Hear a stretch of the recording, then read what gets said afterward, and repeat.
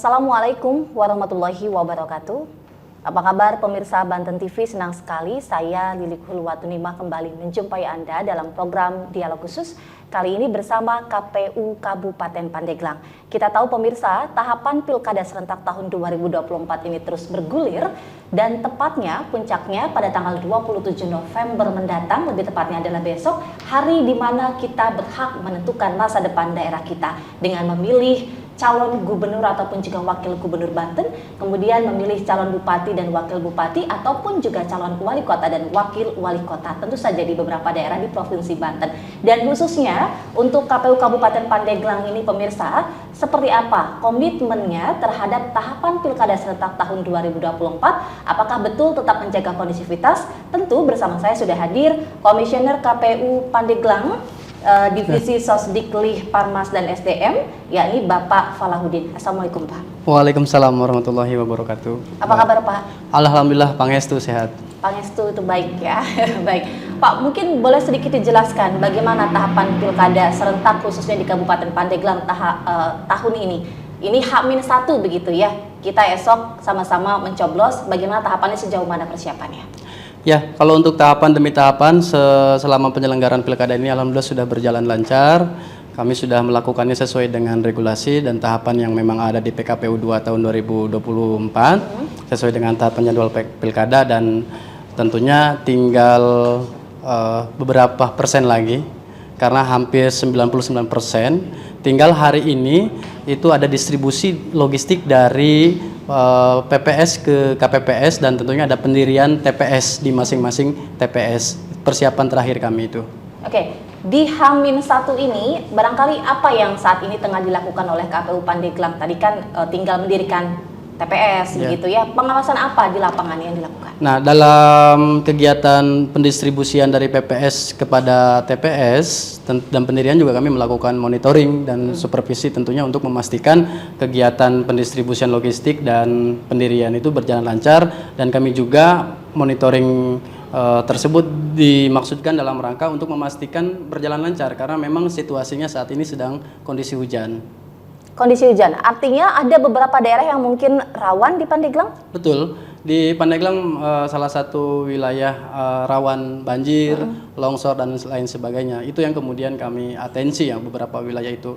Kurang lebih ada dari 12 kecamatan yang memang menjadi bagian pemetaan kami, itu rawan banjir dan lain sebagainya bila mana terjadi curah hujan yang tinggi. Oke, atensinya berupa apa untuk 12 kecamatan yang rawan banjir ini? Tentunya kami sudah menginstruksikan kepada jajaran kami di ad hoc, utamanya ke KPPS, bahwasanya ketika terjadi bencana agar kemudian sudah memiliki alternatif tempat untuk merelokasi TPS, khususnya ke tempat yang lebih aman pada saat bencana itu terjadi.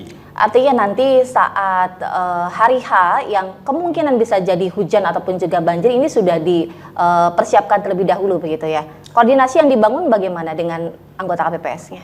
Ya, tentunya kami secara hierarkis menyampaikan informasi dan instruksi itu melalui PPK dengan kecamatan, lalu kemudian diteruskan ke PPS dan sampai ke ke KPPS. Bisa via daring ataupun kita offline langsung dengan KPPS.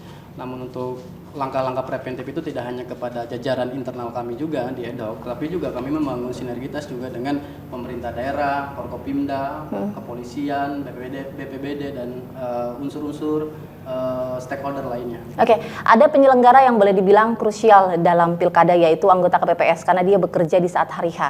Bagaimana koordinasi yang dibangun dengan anggota KPPS, Pak? Terutama agar menjaga esok kondusif begitu. Ya, tentunya kami sudah melaksanakan kegiatan BIMTEK kepada mereka langsung offline, artinya tatap muka langsung kepada KPPS, dan kami terus melakukan simulasi dan koordinasi. Nah, ruang-ruang diskusi dan ruang-ruang pertemuan itu yang kami manfaatkan untuk menyampaikan pesan-pesan bagaimana si petugas KPPS itu sudah kami bekali, lalu kemudian juga menjalankan tugas dan fungsinya sesuai dengan peraturan dan perundangan, dan kemudian juga sesuai dengan menjalankan kode profesional dan kode etik sebagai penyelenggara pilkada. Oke, dengan banyaknya tahapan pilkada yang bergulir, menurut Bapak tahapan mana yang paling krusial? Tahapan yang krusial diantaranya tahapan kampanye, tahapan logistik, Kira-kira seperti itu, dan kemudian pembentukan badan ad hoc juga lumayan. Lumayan ya. Iya. Kalau terkait kampanye sudah berlalu, sekarang lagi Betul. masih masa tenang begitu ya. Bagaimana penilaian mungkin dari KPU Pandeglang di Pandeglang sendiri, apakah berlangsung kondusif selama 60 hari dalam masa kampanye itu? Dalam tahapan kampanye kemarin, alhamdulillah sepanjang ini tidak ada yang terlalu krusial, namun dinamika itu tetap ada.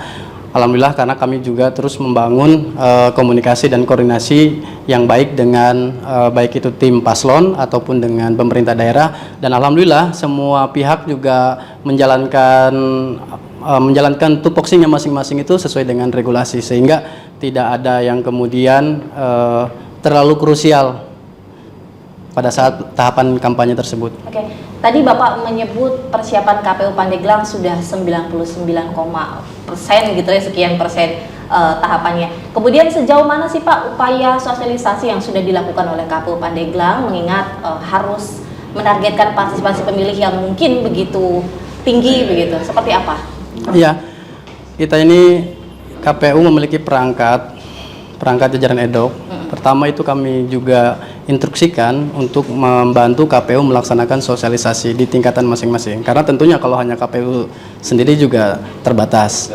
Itu pertama perangkat yang kami gunakan, sehingga di masing-masing wilayahnya mereka melaksanakan sosialisasi juga. Itu salah satu upaya kami. Lalu kemudian kami juga mendorong kepada kami juga di media sosial, kami juga terus melakukan sosialisasi di iklan, dengan media partner juga kami melakukan sosialisasi. Bentuk sosialisasinya adalah kami ada sosialisasi yang tatap muka langsung, konvensional, artinya kita sudah melaksanakan kegiatan sosialisasi ke 9 perguruan tinggi untuk menjangkau pemilih pemuda, lalu kemudian ke sekolah-sekolah, lalu kemudian juga bekerja sama dengan NGO ataupun OKP, hampir 40 lebih, kurang lebih. Lalu kemudian banyak sekali ragam sosialisasi yang memang kami sudah lakukan, bahkan yang terakhir kemarin di tanggal 25, upaya terakhir kami untuk melakukan sosialisasi itu agar menjangkau lokasi-lokasi yang terisolir atau yang tidak terakses dengan cara melakukan sosialisasi wawar yang dilakukan oleh PPS di semua wilayah di 339 desa. Itu upaya kami terakhir, dan kami mudah-mudahan semua ikhtiar yang kami lakukan juga bisa mendongkrak partisipasi. Sosialisasi war-war ini artinya menggunakan mobil keliling begitu? Betul, ya. Seperti apa respon dari masyarakat saat war-war? Dari pantauan kami melihat banyak sekali antusiasme masyarakat dengan ramainya rombongan tersebut, sehingga ya informasi itu ya mudah-mudahan tersampaikan. Dilihat dari antusiasmenya ketika mobil ataupun kendaraan yang dibawa atau digunakan oleh si PPS melewati jalan lingkungan, jalan desa, jalan perkampungan, kami melihat dari pantauan informasi atau video yang mereka kirimkan, begitu banyak masyarakat yang ikut antusias. Oke, artinya masyarakat sudah banyak yang paham tentang 27 November? Seharusnya sudah tahu pada tanggal 27 November tahun 2024 itu adalah hari pemilihan. Karena memang tadi perangkat kami yang paling bawah pun sekalipun KPPS di tingkatan TPS itu harus melakukan sosialisasi. Oke, berapa target partisipasi pemilih? Kalau untuk target partisipasi pemilih, insya Allah kami ditargetkan 75% untuk di Pilkada 2024 ini. Indikator angka ini ditemukan dari mana Pak, 75%? Indikator ini karena memang kita rasional juga ya. Rasional juga dengan jumlah pemilih yang kurang lebih 900.000 lebih. Lalu kemudian juga perhelatan pemilu kemarin juga belum artinya masih dalam setahun yang sama.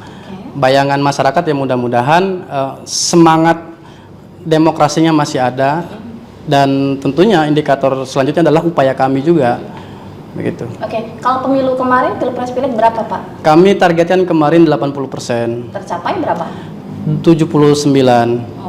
Melenceng 1% begitu. Ya, karena memang ada satu hal yang memang kemudian itu tantangan tersendiri di wilayah kami, terutama soal peningkatan partisipasi masyarakat yang terus kami upayakan, yaitu antaranya adalah faktor urbanisasi, di mana kebanyakan warga masyarakat kami itu yang memang bekerja di luar kota, yang kemudian tidak semuanya yang pada saat hari pemilihan pulang, karena mereka jauh di luar kota begitu. Dan sekalipun itu hari libur, termasuk besok tanggal 27 November kan libur juga. Tetapi karena memang kemudian masyarakat juga tidak pulang gitu, hampir sebagian yang bekerja di luar. Oke, lalu bukankah KPU juga menyediakan beberapa waktu yang lalu misalnya pindah memilih atau yang lain sebagainya, itu seperti apa? Digunakan oleh masyarakat, tidak dimanfaatkan oleh masyarakat nggak waktu itu? Dimanfaatkan oleh masyarakat juga menggunakan yang pindah memilih. Kalau yang sekarang kan ruang lingkupnya pilkada hanya di dalam daerah. Ini kan persoalannya yang mereka yang tinggal di luar provinsi ya, di luar kabupaten, kemudian di luar provinsi, gitu, beda provinsi. Artinya kan mereka kalau mau memilih ya memang harus kembali dulu ke wilayah provinsi atau wilayah kabupaten. Kalau perpindahan DPTB itu kan digunakan untuk perpindahan masih di dalam bisa memilih ya kalau memang dia berdomisili di wilayah Kabupaten Pandeglang ataupun dia di Provinsi Banten begitu. Oke, kesulitan dalam mendistribusikan logistik sejauh ini apa sih Pak? Mengingat Pandeglang itu kan boleh dibilang wilayahnya cukup luas dan terpencilnya berbeda-beda arah begitu, seperti apa Pak? Kalau dari gudang KPU ke gudang PPK atau kecamatan, alhamdulillah kemarin berjalan lancar ya, karena kami juga dibantu oleh perangkat kepolisian, TNI, Polri, lalu kemudian juga untuk gudang-gudang PPK-nya masih bisa diakses oleh kendaraan semacam truk gitu ya, jadi bisa langsung ke sana. Nah, memang tantangannya dalam distribusi logistik itu adalah saat ini, di saat dimana dari mulai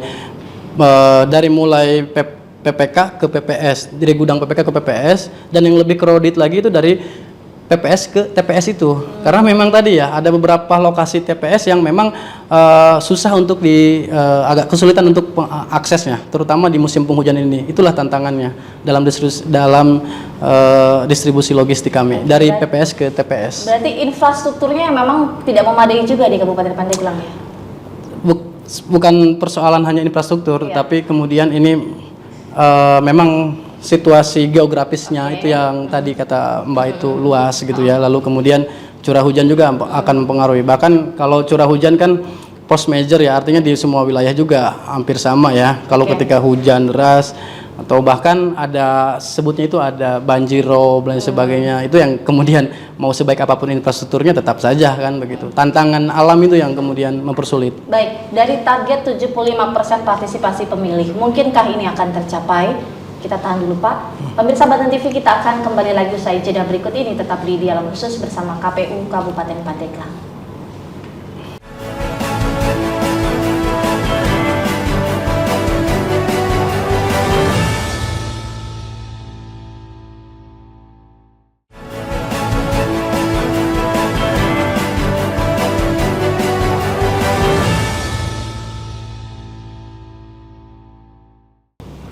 Pemirsa, Anda masih menyaksikan Dialog Khusus bersama KPU Kabupaten Pandeglang, tentu saja terkait komitmen KPU Pandeglang jaga kondusivitas selama tahapan Pilkada 2024. Kita masih bersama Bapak Falahuddin, Komisioner KPU Pandeglang tentu saja. Pak Falah, tadi disebutkan target partisipasi pemilih adalah 75%. Apakah ini akan mencapai di Pilkada serentak Kabupaten Pandeglang ini, Pak?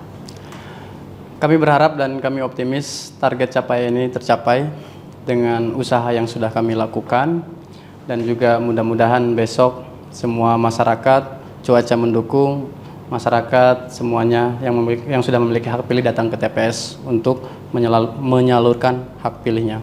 Oke, kalau kita berkaca dari Pilpres kemarin, tadi kan disebutkan 79% begitu ya tingkat partisipasi pemilihnya, artinya masih ada sekitar 21% yang tidak memilih. Menurut Bapak kenapa masih banyak masyarakat Kabupaten Pandeglang yang tidak menggunakan hak pilihnya? Dari hasil supervisi monitoring kami ke lapangan, ada beberapa wilayah kecamatan yang memang secara periode ke periode itu stagnan.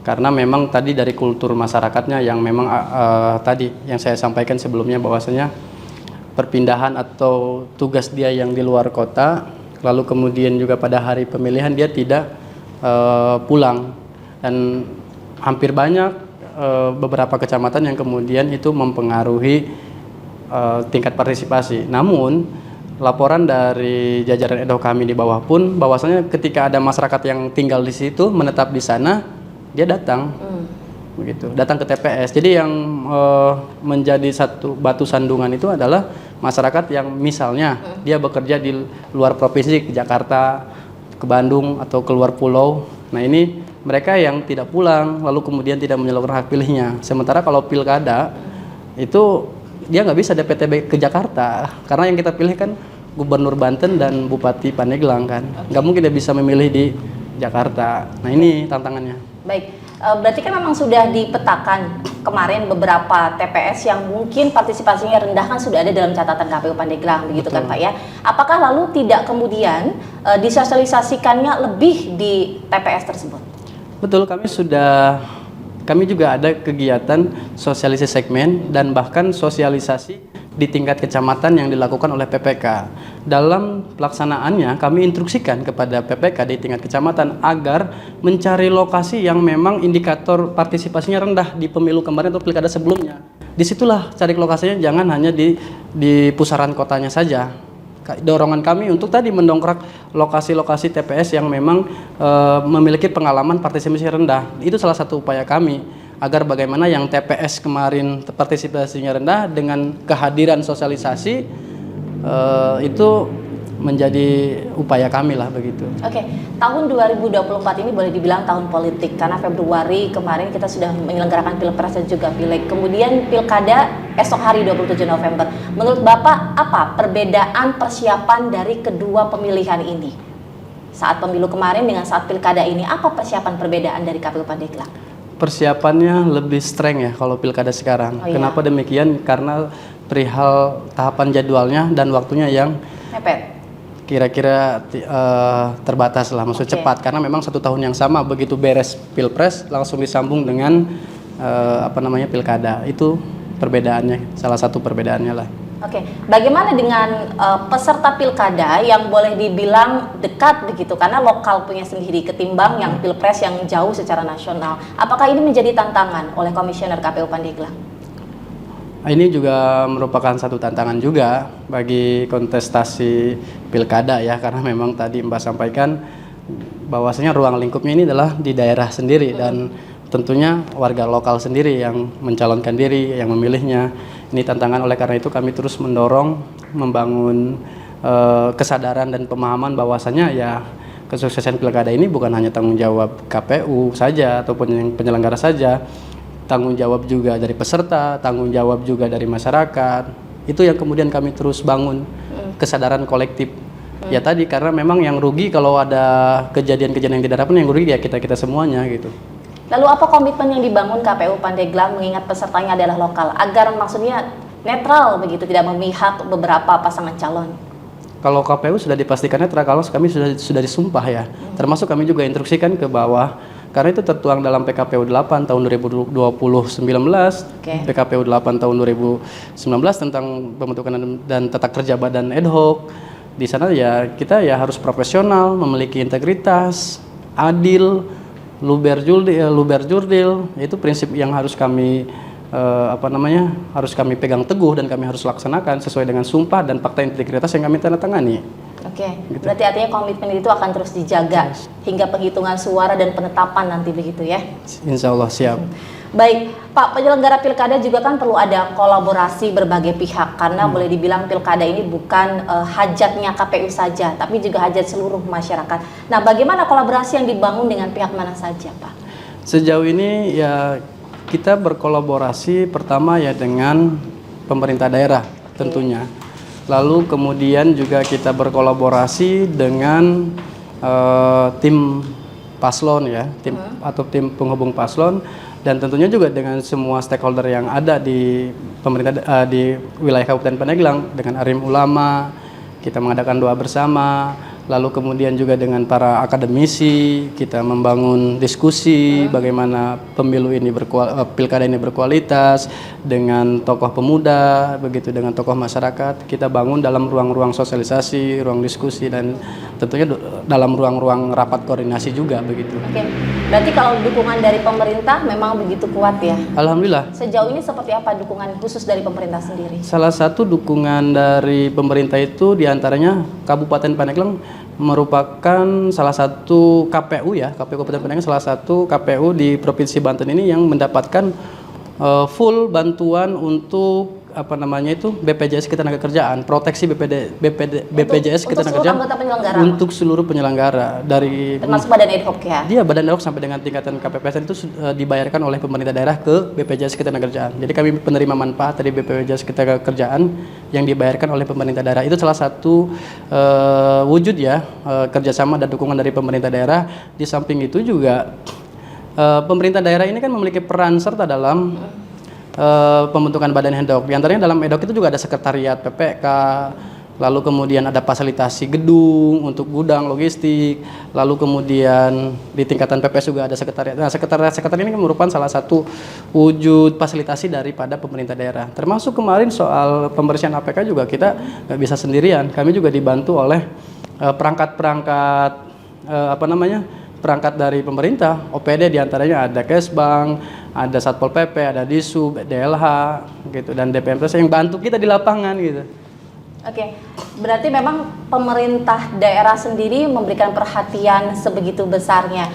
Apakah karena memang boleh dibilang penyelenggara pemilu atau pilkada itu rawan saat hari H, kesehatan dan yang lain sebagainya, sehingga diberikan jaminan tadi?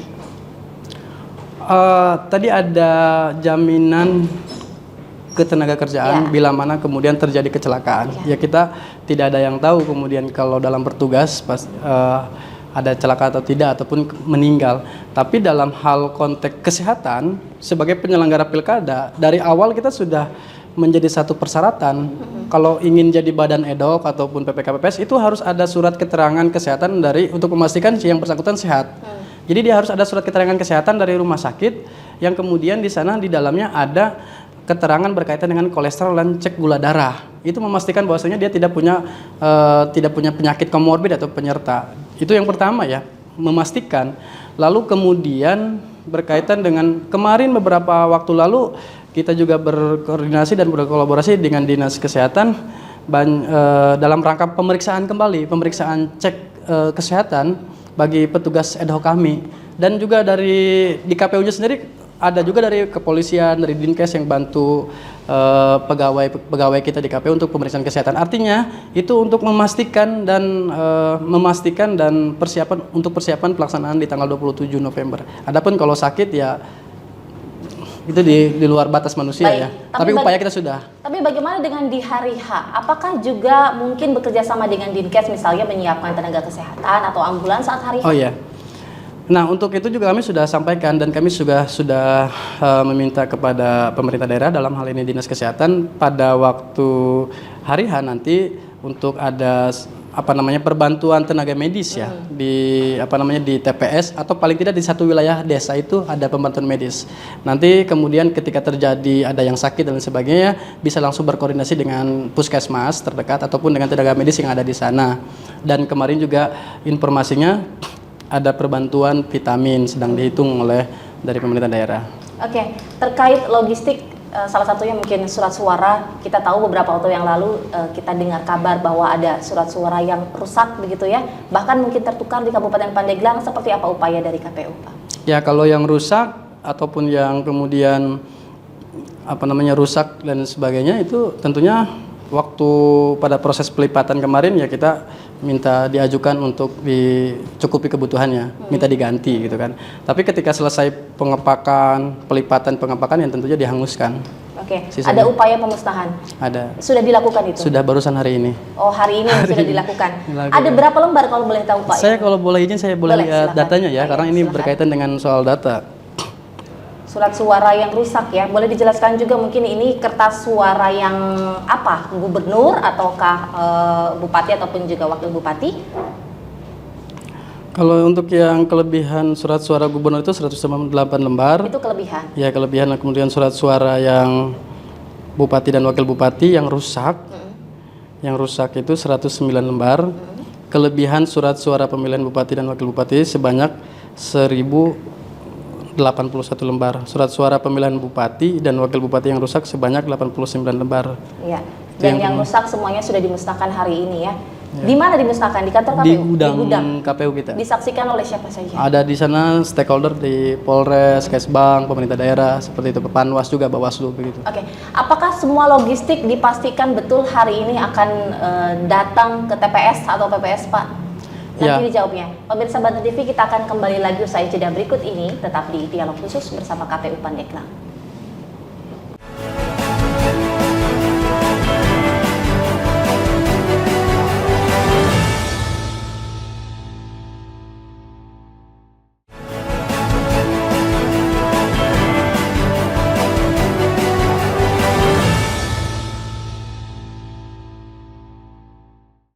Pemirsa, terima kasih Anda masih menyaksikan talk show Ruang Pilkada bersama KPU Kabupaten Pandeglang, tentu bersama Komisioner KPU Pandeglang, yakni Bapak Falahuddin. Pak, bagaimana KPU Pandeglang memastikan bahwa seluruh logistik sudah ada di TPS H-1? Hari ini kami semuanya turun ke lapangan untuk memastikan logistik itu sampai ke TPS. Dan tentunya untuk mengetahui kepastian itu, kami juga membuat menunggu laporan dari teman-teman KPPS, PPS dan BPK untuk melaporkan di TPS mana saja yang memang belum terdistribusi. Kami juga akan mencari tahu apakah kendalanya, sehingga ketika sudah diketahui kendalanya seperti apa, tentunya kita akan fokus ke TPS yang belum didistribusikan tersebut. Dan tentunya kita juga tidak hanya menerima informasi, sekaligus juga dengan nanti solusinya seperti apa, alternatifnya. Bagaimana terkait proses pengamanan dari logistik ini, Pak? Untuk pengamanan logistik ini, ketika di gudang KPU, di gudang PPK, dan tentunya nanti di ke TPS, itu tentunya dikawal oleh kami, diamankan, kami cek kesiapan gudangnya sebelumnya, lalu kemudian juga dari tempat dan lain sebagainya. Kemudian juga kami juga ada piket dari pihak kami. Selain itu juga ada pengawasan juga dari Bawaslu, lalu dengan jajarannya, dan tentunya diamankan juga oleh pihak kepolisian dengan menerjunkan beberapa personel baik di gudang kami kemarin ataupun di tingkatan PPK juga ada yang ikut serta mengawal dari kepolisian, TNI, Polri. Dan terusnya dalam hal distribusi ke TPS pun nanti dikawal oleh polisi. Oke, tidak menampik Pak, mungkin beberapa pemilu yang lalu begitu, logistik ada yang tidak sampai saat malam hari, H-1 saat malam hari tengah malam belum sampai, itu bagaimana kondisinya? Jika memungkinkan ada yang seperti itu di KPU Pandeglang? Nah, justru pada gelaran pilkada hari ini dalam konteks kita distribusi itu, kami utamakan yang jauh terlebih dahulu, wilayah yang jauh dulu, sehingga kami bisa melakukan langkah-langkah preventif ketika itu terjadi.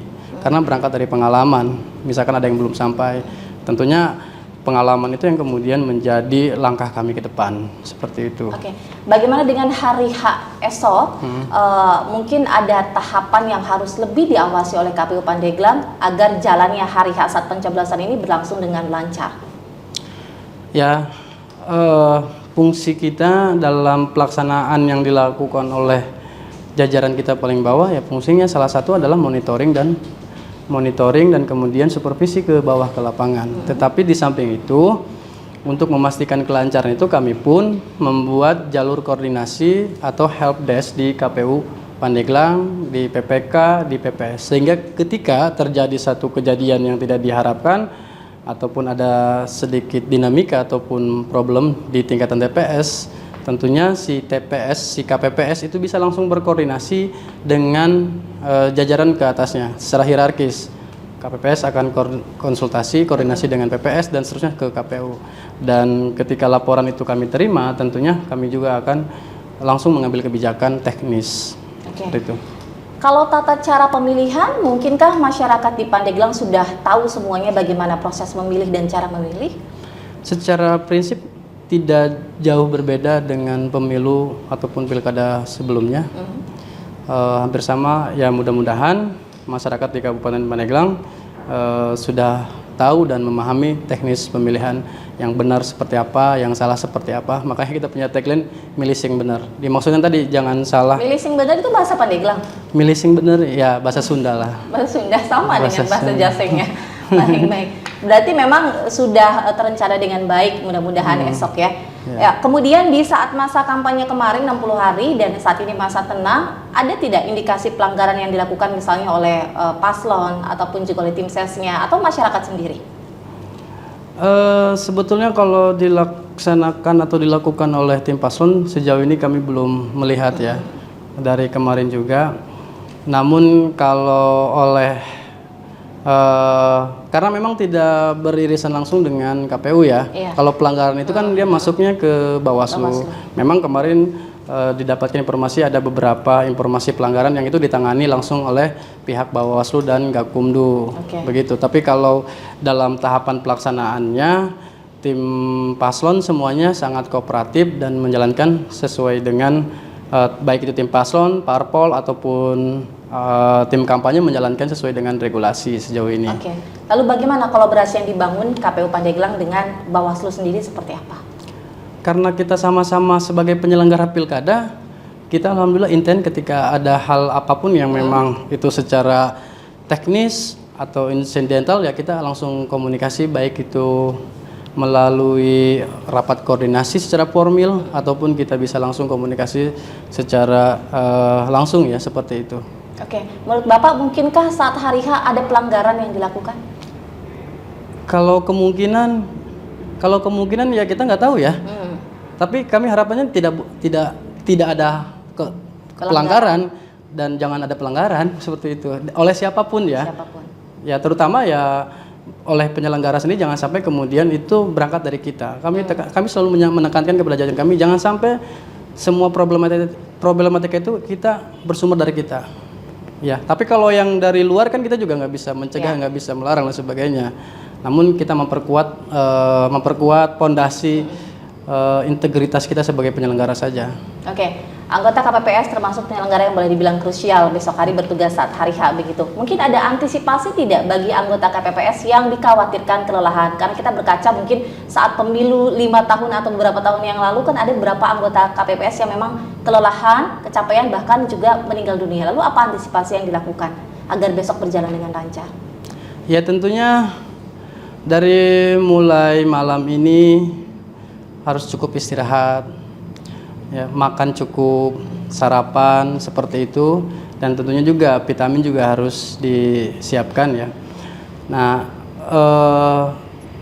untuk pemungutan dan penghitungan suara saat pilkada sekarang ini tidak, dari hasil simulasi kami tidak sepanjang waktunya atau tidak terlalu lama seperti pemilu kemarin, karena memang hanya ada 2 pemilihan, gubernur, wakil gubernur, bupati dan wakil bupati Pandeglang ya. Artinya dari hasil simulasi kemarin kami simulasikan itu sampai dengan selesai pemungutan dan penghitungan itu sampai sore menjelang maghrib. Ya mudah-mudahan tidak terlalu menguras energi dari petugas KPPS kami. Oke, artinya memang mungkin tidak selelah pilpres ataupun pileg kemarin begitu ya. Mudah-mudahan seperti itu. Baik, bagaimana dengan alur ataupun juga proses pemilihan kita yang mempunyai hak pilih untuk datang ke TPS itu seperti apa alurnya nanti? Alurnya ya pertama datang ke TPS, mengisi daftar hadir, nanti kemudian dicek nama kita apakah ada tidak. Nanti juga sambil diarahkan oleh petugas ketertiban yang ada di luar pintu masuk, lalu kemudian nanti diberikan surat suara yang sudah tertanda tangan, pastikan juga harus sudah tertanda tangan.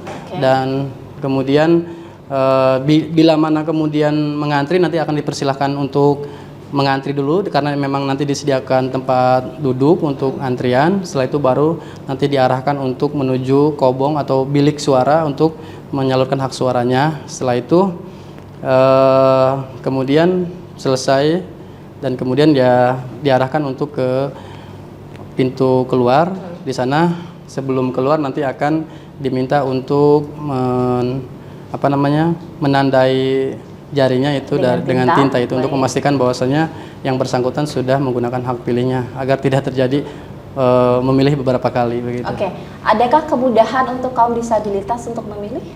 Tentunya disabilitas menjadi skala prioritas ya, dan itu menjadi diprioritaskan. Dan untuk layout atau desain desain ininya TPS-nya pun juga harus kami sudah memberikan instruksi agar lebih layak untuk kaum disabilitas. Artinya jalan masuknya juga harus memang lebar untuk mereka yang memang didorong dengan kursi roda, dan bisa juga dalam pelaksanaan pemungutan suara itu juga yang mereka memiliki keterbatasan juga dapat meminta surat untuk pendampingan begitu, bisa didampingi oleh petugas TPS dengan surat kuasa atau bisa oleh keluarganya gitu. Dipandu nanti juga kalau untuk yang beberapa disabilitas juga ada dikasih fasilitas untuk brailler itu.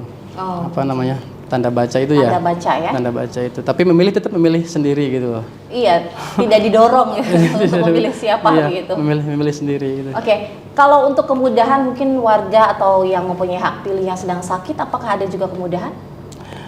Sebetulnya kita lihat sakitnya seperti apa. Kalau memang dia benar-benar lumpuh dan itu sudah dilaporkan kepada petugas kami KPPS. Ketika kemarin kami petugas KPPS menyampaikan C6, kemudian dia melapor bahwasanya pada besok hari tidak bisa karena mohon maaf misalkan sama sekali sudah tidak bisa datang ke TPS, itu bisa nanti petugas KPPS didampingi dengan pengawas TPS nanti bisa memfasilitasi untuk datang ke lokasi bersangkutan gitu.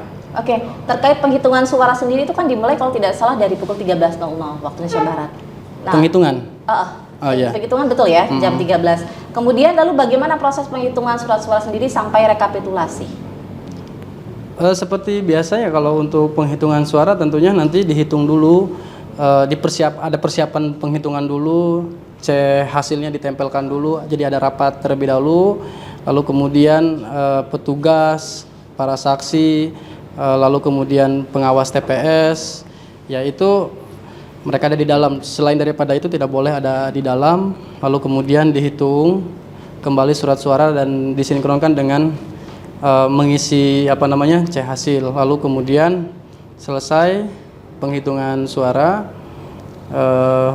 kemudian nanti dipoto di dalam aplikasi Sirekap. Setelah itu selesai. Lalu sampai ke tingkat kecamatan hingga ke kabupaten itu kira-kira berapa? Oh iya, kalau untuk dari TPS itu dikirim sampai tanggal kurang lebih ke PPK itu, karena kan dari TPS langsung ke PPK ya. Iya. Langsung ke PPK itu paling lama itu tanggal 30 November. 30 November. Dan kemungkinan sampai penetapan tanggal berapa, Pak? Nah, kalau untuk dari PPK itu dia rekapitulasi kan ada di tingkatan PPK itu sampai tanggal 3. Dari situ nanti dikirim juga ke KPU. Rapat rekapitulasinya tanggal 6 Desember. 6 Desember nanti kita akan menentukan siapa bupatinya begitu ya. Baik, kita tahan dulu Pak. Ya. Dan pemirsa Banten TV, kita akan kembali lagi usai jeda berikut ini tetap di talk show Ruang Pilkada bersama KPU Kabupaten Pandeglang.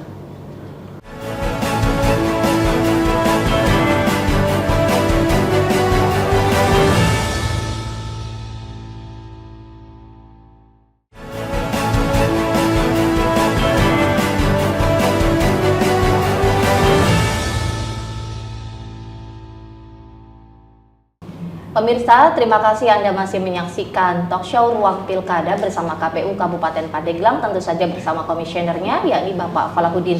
Pak, dalam catatan Pilpres ataupun juga Pilek kemarin, KPU Pandeglang beberapa TPS-nya ada PSU atau pemungutan suara ulang. Apakah antisipasi ini sudah dilakukan jauh-jauh hari agar saat Pilkada saat ini tidak terulang kembali PSU?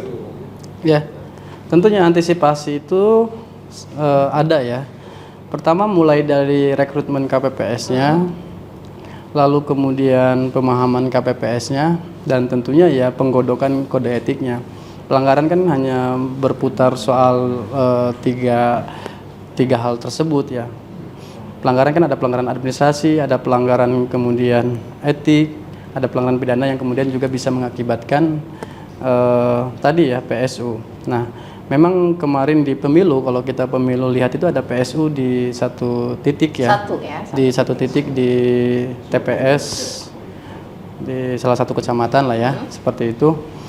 Nah, berangkat dari sana kami lebih aware untuk di wilayah Kecamatan Pandeglang, kami sebutkan lah. Di Kecamatan Pandeglang sangat aware sekali mulai dari rekrutmennya. Kami juga sudah menekankan karena rekrutmen KPPS ini adanya di PPS.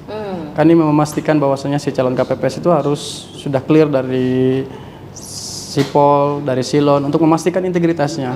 Lalu kemudian juga didorong yang sudah punya pengalaman, pendidikan tinggi, agar kemudian ketika kami memberikan pemahaman informasi, karena kami juga sudah melakukan beberapa kali BIMTEK kepada KPPS, BIMTEK semuanya, baik itu BIMTEK KPPS, baik BIMTEK kode etik, BIMTEK tugas dan fungsi, BIMTEK pemungutan dan penghitungan suara oleh KPU, lalu kemudian juga diteruskan secara berjenjang oleh KPPK oleh PPS. Artinya tujuannya adalah agar bagaimana di samping sudah memiliki kesiapan clear si petugas KPPS-nya, dia juga memiliki pemahaman yang utuh, sehingga nanti pada saat pelaksanaannya ya mereka sudah tahu tupoksinya, sudah paham apa yang harus mereka lakukan, dan tentunya kami juga sudah melaksanakan beberapa kali BIMTEK kepada baik PPK, PPS itu BIMTEK kode etik, yang dimana ya kami harapkan mereka sadar, Badan Edok ini sadar, apalagi KPPS ini ujung tombak daripada penyelenggaraan ini. Mereka sadar bahwasanya sekalipun KPPS yang hanya 1 bulan, tetapi melekat pada dirinya adalah tugas, fungsi, wewenang, tanggung jawab yang begitu luar biasa, karena ujung tombak daripada kesuksesan pilkada itu sendiri. Oleh karena itu, kami berharap betul semuanya sudah kami sampaikan berkaitan dengan informasi, regulasi, teknis, administrasi. Ya tinggal bagaimana kemudian si KPPS itu menjalankannya, seperti itu. Dan itu untuk beberapa TPS yang tadi ya, yang itu tentunya kami terus berikan atensi ya, untuk betul-betul jangan sampai terulang. Oke. Kalau boleh tahu biasanya PSU terjadi itu karena apa? Ya tadi ya, banyak faktor ya, entah itu karena pelanggaran administrasinya, misalkan tidak sesuai dengan prosedur, yang kemudian itu menjadi satu temuan atau laporan dari Bawaslu ataupun pihak saksi lain dan sebagainya. Dari kesalahan prosedur biasanya salah satu, ataupun kemudian karena penyimpangan dari penyelenggara atau petugas ya, seperti itu. Oke, tadi disinggung rekrutmen KPPS yang juga tentu betul-betul digodok gitu rekrutmennya. Kemudian ini kan juga di anggota KPPS ada batasan usia kalau tidak salah ya. Betul. Iya. Kalau menurut Bapak kenapa sih dibatasi usianya untuk anggota KPPS? Ya tadi karena untuk memastikan kesiapan jasmani dan rohaninya ya. Kita melihat di batas usia 17 sampai 55 tahun ini usia yang produktif. Sehingga dari sisi mental, fisik dia cukup mumpuni gitu. Itu yang kemudian salah satu spirit di mana kemudian usia itu dibatasi. Karena kalau usia sudah melebihi usia produktif, ya kekhawatiran kita adalah tadi staminanya sudah mulai menurun dan lain sebagainya gitu. Bagaimana dengan TPS khusus di Pandeglang? Di Pandeglang hanya ada satu TPS khusus, yaitu di lapas atau rutan kelas 2B Pandeglang. Itu satu apa namanya tuh TPS khusus ya, loksus sebutnya kalau kita itu, lokasi khusus gitu ya, lokasi khusus sebutnya. Ada berapa DPT di situ? Di situ kurang lebih ada 165 lebih ya, kurang lebih ya, jumlah pemilih DPTB di sana.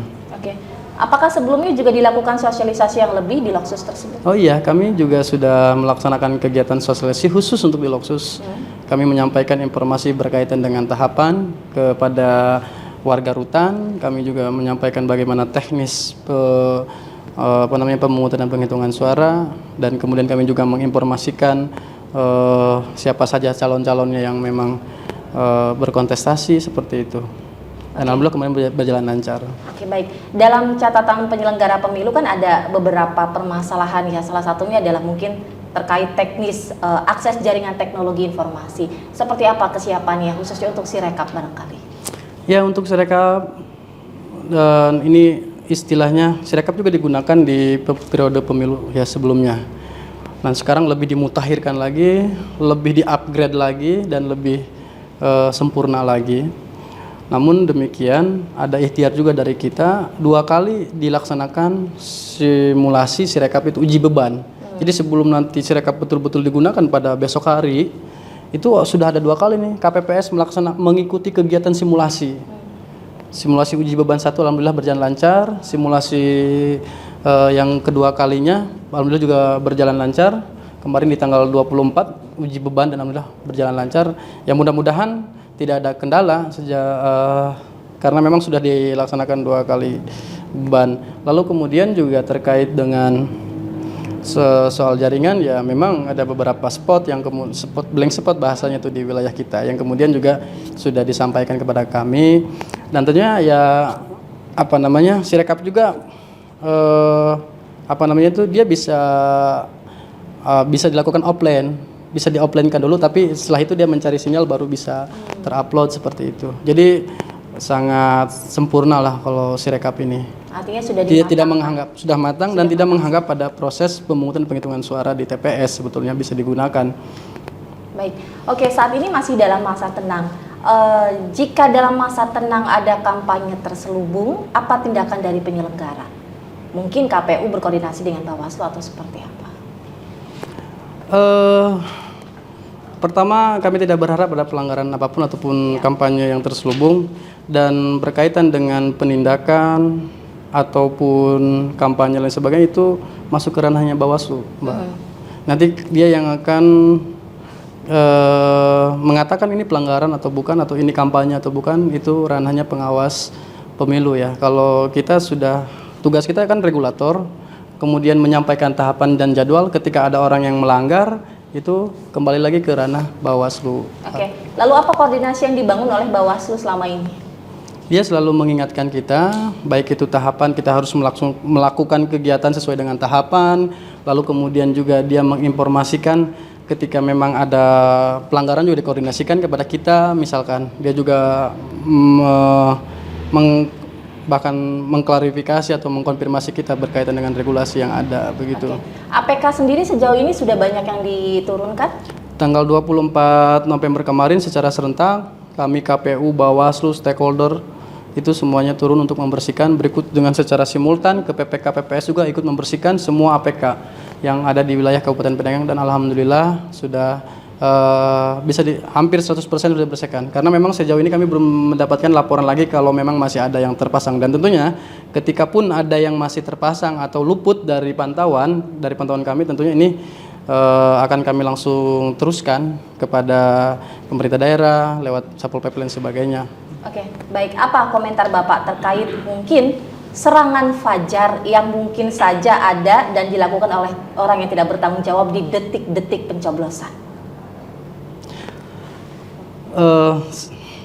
Kita tidak bisa berkomentar soal serangan ya, karena kita berdasarkan regulasi, tetapi paling tidak kami mengajak kepada masyarakat bahwasannya marilah kita memberikan hak pilih kita itu tidak dengan adanya money politik, tolak money politik, jangan sampai golput, dan juga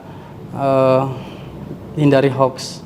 Artinya kami tidak ada istilah dalam kamus kami itu untuk kemungkinan kami memang harus berpijak pada regulasi yang pasti. Setiap hal yang kami sampaikan menjadi satu kepastian hukum. Baik, seberapa yakin lalu angka 75% nanti akan tercapai partisipasi pemilih? Kami optimis, ya 100% kami optimis. Lebihnya ya kita serahkan kepada Tuhan Yang Maha Esa. Baik, kita sudah berada di penghujung acara. Saya minta closing statement dari Bapak Falahuddin. Mungkin ada ajakan atau yang lain sebagainya untuk khususnya masyarakat Kabupaten Pandeglang. Silakan. Baik, kepada seluruh warga masyarakat, elemen masyarakat di Kabupaten Pandeglang, para tokoh ulama, para kiai, para tokoh pemuda, dan semuanya para peserta pilkada, kami mengajak, KPU Kabupaten Pandeglang mengajak dan menghimbau besok hari Rabu tanggal 27 November tahun 2024 datang ke TPS, semuanya berbondong-bondong kita menyalurkan hak pilih kita sebagai warga negara yang baik. Jangan golput, jauhi hoax, dan juga memilih sing benar. Seperti itu yang dapat kami sampaikan. Terima kasih. Wassalamualaikum warahmatullahi wabarakatuh. Waalaikumsalam warahmatullahi wabarakatuh. Terima kasih Pak Falahuddin sudah hadir di studio Banten TV. Semoga pilkada serentak khususnya di Kabupaten Pandeglang berjalan dengan aman, damai, dan lancar, dan tentu kondusif ya. Baik, pemirsa Banten TV, demikian dialog ataupun juga talk show Ruang Pilkada bersama KPU Kabupaten Pandeglang. Jangan lupa untuk datang ke TPS 27 November 2024. Saya Lilik Huluwatunima dan kru yang bertugas mohon pamit. Wassalamualaikum warahmatullahi wabarakatuh.